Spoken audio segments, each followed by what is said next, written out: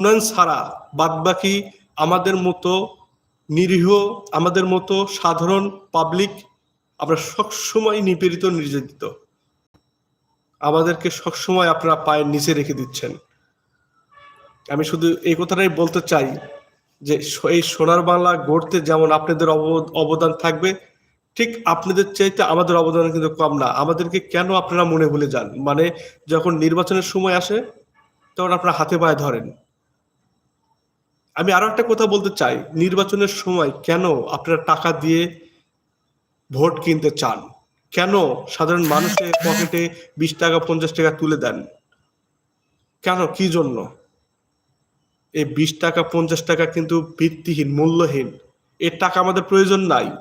আমাদের প্রয়োজন আমাদের সম্মান, আমাদের প্রয়োজন আমাদের অধিকার। আপনারা বড় বড় চেয়ারে বসে